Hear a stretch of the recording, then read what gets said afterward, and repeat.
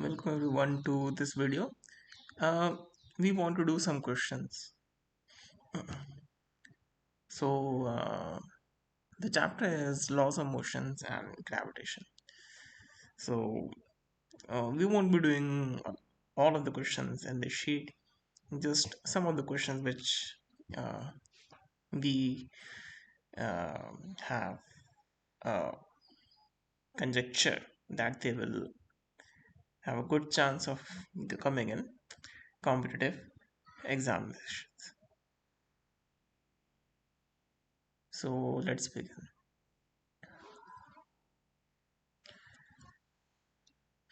So the first question which we have is two satellites of masses m and 9m respectively. They're respectively are revolving around a planet of radius r. Their period of revolution will be in the ratio of. So here we are basically given that okay, there are two satellites of different masses, but they're revolving around the same planet. Um, so we know that the time period of revolution of satellite is independent of the mass of the satellite. So it does not matter whether the mass of the satellite is m or 9m. The time period of revolution is going to remain same if they are going to orbit in the same orbit. That is what is meant by this particular line.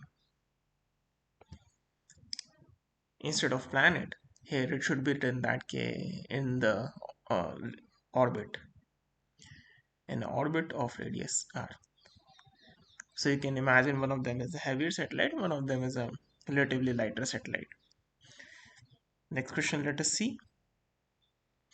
An object shall weigh more at poles than at equator. Which of the following statements are correct? So we have a choice of statements and we have to choose that okay, which of the statements are correct. So this is a good one, right? Because in exam situation, sometimes we do not read statements completely. Uh, so it shall weigh more at pole than at equator when weighed using a spring balance. So we know that the acceleration to gravity has a simple formula gm upon r square. In addition to that, there is an effect of centrifugal forces which basically exist uh, at a distance from the axis of the rotation of the planet.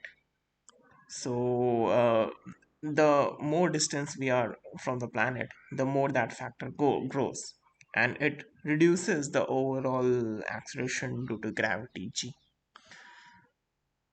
So when we say that the radius of the planet r is less, or at some points the radius is less, there at those points we'll say the value of g is higher. So that means that it should weigh more at pole than at equator. The S4 statement is correct. That is either option B is right or option D is right. Uh, it shall weigh the same at pole and equator. Obviously, S2 cannot be right if S4 is right. That means S1 has to be correct. So yeah, there's two options, right? There is a physical balance and there is a spring balance. So physical and spring balance, do they work at the same principle? So the answer is they work at different principles. So even when we are weighing the same thing at the pole or the equator using a physical balance, it should give us the same weight. That is the point. So statement S2 is actually correct. D is correct option. This is because physical balance uses the principle of comparing it with another weight. So if the weight of one of the uh, masses whose weight we are measuring goes down by some factor, the weight of the calibrating mass also goes down with the same factor.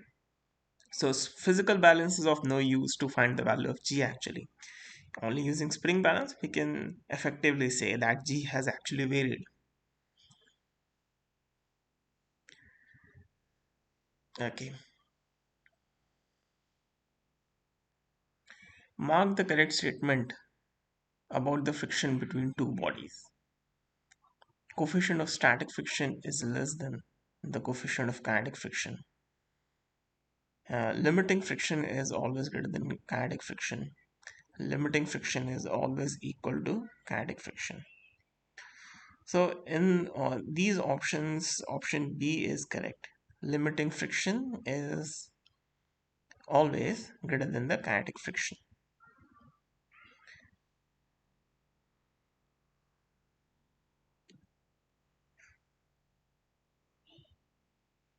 So these were some good questions to start off our uh, video.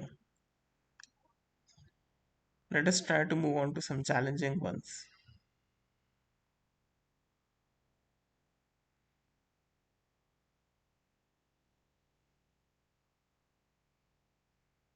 Let us see a man falling down a bus because that always is funny.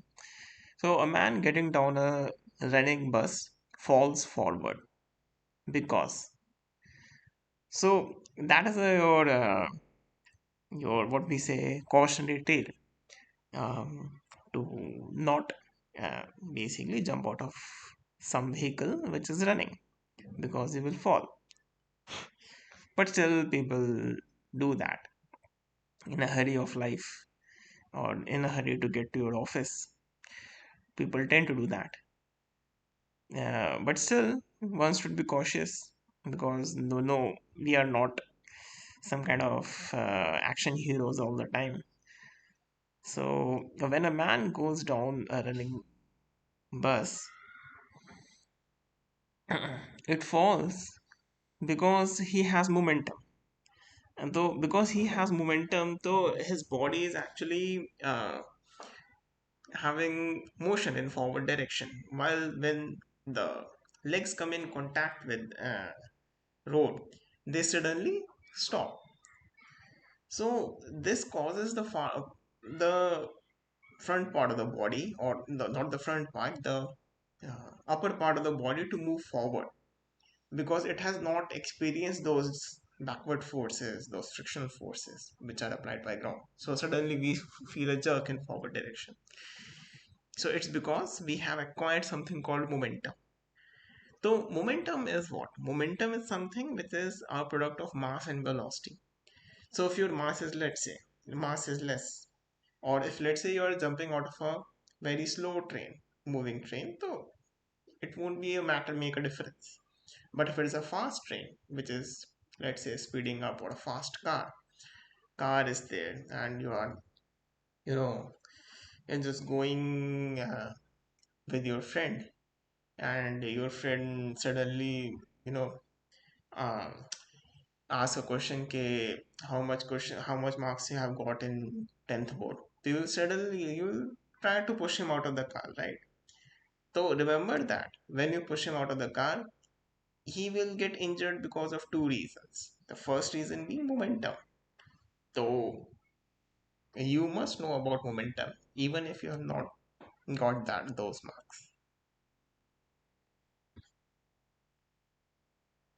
right? So we have some paragraphs as well.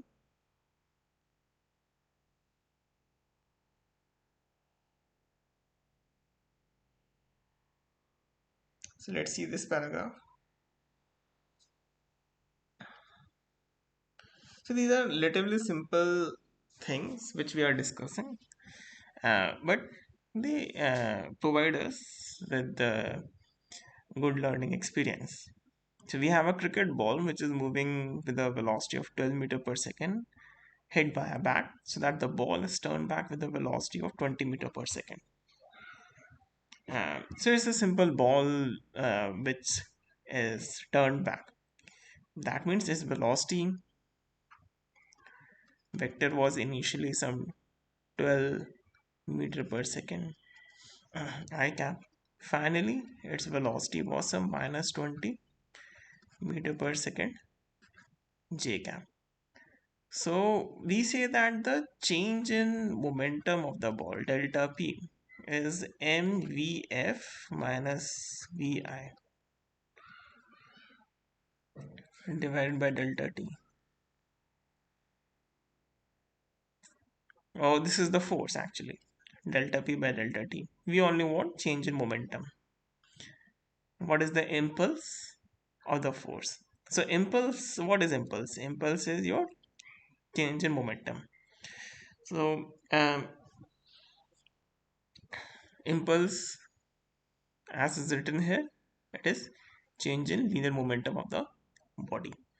So this is one definition which is slightly written in a later part of NCRT. By that time, people lose interest while reading it. So that's why we have given a paragraph to remind you what impulse is. So when we do some calculation, we'll get some 0.150 into 32 kg meters per second. So 32 into 150. What would this value be? This value would be some uh,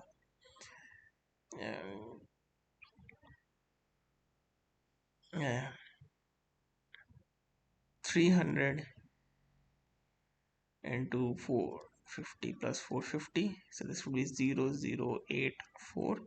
And how many decimal places we have? We have 3 decimal places. So it would be 4.8. So 4.8 kg meter per second uh, is also Newton seconds. That is 1 kg meter per second is 1 Newton second. So option B would be correct. Average force would be this 4.8 Newton seconds divided by something in seconds. That is the time, 0.1 I cap. So this would be 48 newtons I cap.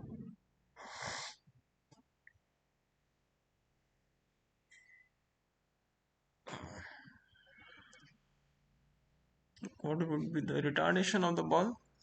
The retardation of the ball is 3200 meter per second square.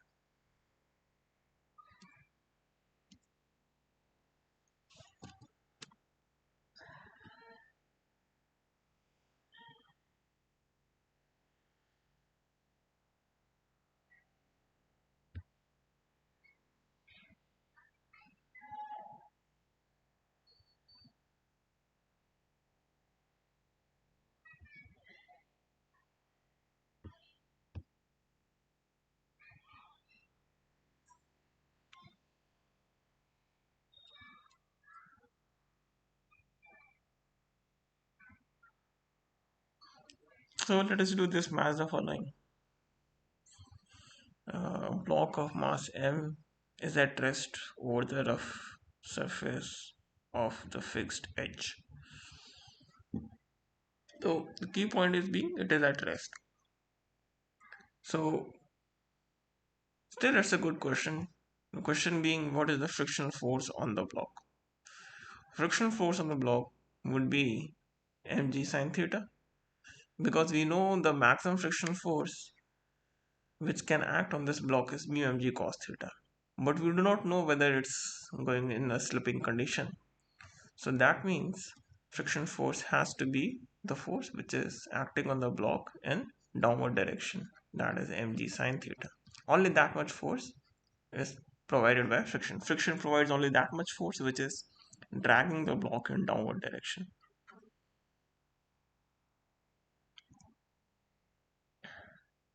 Then what is the contact force in the block? This is also a good question. What is contact force? Contact force is simply the sum of normal reaction and friction. That is all the forces which is exerted by the wedge, and there's the vector sum. So vector sum is something which basically is quite perplexing. That uh, why would we want to do a vector sum? But it's very simple. That what are the forces acting on the block? If the block is at rest, then the sum of normal reaction and friction must balance that third force, which is gravity. The contact force simply becomes mg. It may not seem like that, but it is simply mg only. Option C, we have S. Normal reaction on the block is mg. Cos theta, that we already know. So that is P. That leaves us our last option. What is the limiting value of friction? That is R. That is the maximum value of the friction. So thank you for joining. Have a good day.